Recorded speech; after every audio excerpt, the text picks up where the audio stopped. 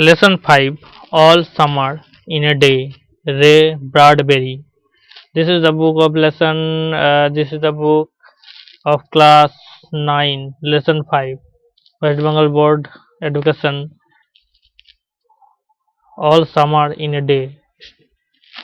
Who wrote? Ray Bradbury. Lesson 5, All Summer in a Day, Ray Bradbury. The author and the text. Ray Douglas Bradbury, 1920–2012, was one of the most celebrated American fiction writers of the 20th century. He wrote science fiction, fantasy, horror, and mystery stories. His most famous stories are Fahrenheit 451, The Martian Chronicles, The Illustrated Man, and It Came from Outer Space. Many of his works have been adapted into comic books, television shows, and films. This text is an excerpt from a science fiction which gives us an imaginary account of life on the planet Venus. It touchingly narrates the keen expectations of the children of Venus who eagerly wait for the sun to appear after 7 years, but only for an hour. The deviation of the text from what we know as scientific fact only adds to the imaginative element of the tale. Now come to the text, and now we will read text. I read text, follow the text, read correctly. It had been raining for 7 years, thousands upon thousands of days filled from one end to the other with rain. The days were filled with the gush of water and endless showers. Heavy storms caused tidal waves to come over the islands. A thousand forests crushed under the rain had ground up 1,000 times to be crushed again. This was the way of life forever on planet Venus. Here was located the schoolroom of the children belonging to men and women who came by rockets from Earth. They set up a civilization in this raining world. Ready, ready, now, soon. Will it happen today? Will it? Look, look, see for yourself. The children in the class schoolroom chattered and pressed to each other like so many roses. They peered out of the window to look at the hidden sun. It rained. This is the picture of the story name.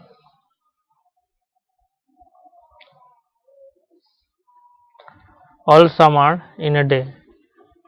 This is the picture of All Summer in a Day.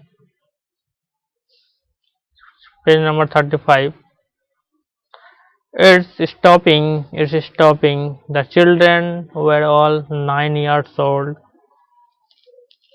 when the sun came out last time 7 years ago. They were too young. They could not recall the sun when it came out for just an hour and showed its face to the turned world. Stunned world. All day yesterday they had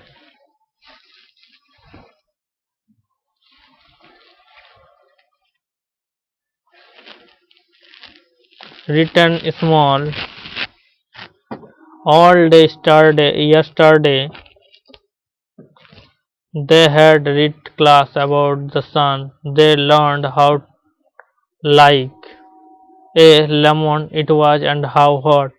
They had written small stories, essays, or poems about it. I think the sun is a flower that blooms for just an hour. 1 hour. That was yesterday. Today, at this moment, the rain was slaking. The children gathered at the great thick windows. Where's our teacher? She will be back. She must hurry or she will miss it. The rain slackened still more. The children were eager to see the sun. They had been on Venus all their lives. They had been only 2 years old. Then the sun last came out. They had long since forgotten the color and the heat of how it really was. They played in the echoing tunnels of the underground city and sang of summer and the sun. The rain stopped. It was as if a hurricane had lost its sound. There were no motions or tremor, but peace. The world grounded to a standstill. The silence was so immense one would feel as if the years had been stopped. The children put their hands on their ears. They stood apart. The door slid back. The smell of the silent, waiting world came to them. The sun came out. Page number 36 and page number 37. It was the color of flaming bronze and it was very large. The sky around it was blazing blue. The jungle burned with sunlight. The children, released from their spell, rushed out, yelling into the summertime. This is the picture of all summer day. Page number 37. Now don't you go too far, their teacher called after them. You have only an hour, you know. The children were running and turning up their faces to the sky to feel the warm sun on their cheeks. They took off their jackets and let the sun warm their arms. Oh, it's better than lamplights. It is not it much better. They stopped running and stood in the great jungle and covered Venus. The jungle grew and never stopped growing. The jungle had spent years without the sun. It was the color of rubber, earth, and ink. The children lay out laughing on their jungle's mattress. They ran among the trees, they slipped and fell They pushed each other and played hide and seek. Most of all they squinted at the sun until tears ran down their faces. They breathed the fresh air and listened to the silence which had them in a placed sea on of no sound.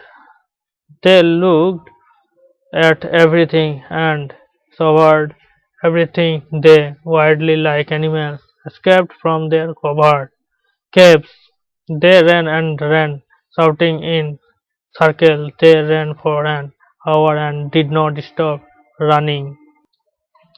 And then, in the midst of their running, one of the girls wailed. Everyone stopped. The girl, standing in the open, held out her hand. Oh, look, look, she said, trembling.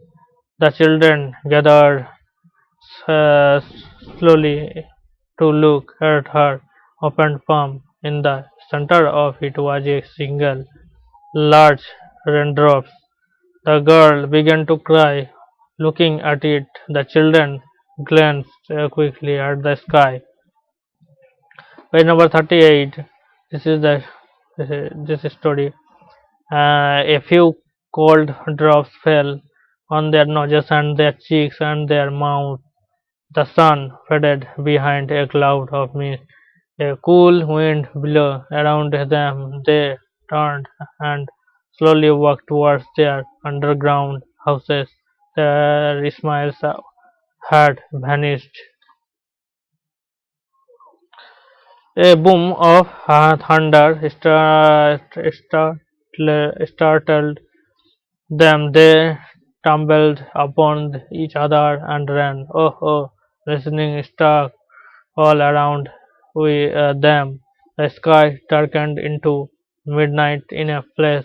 The children stood at the doorway to the underground houses until it was raining hard. Then they closed the door and heard the gigantic sound of the rain falling everywhere. Will it be 7 more years before the sun comes out again? Yes, with pale faces they looked out the window at the world that was raining now, raining and raining steadily. Thank you, everyone.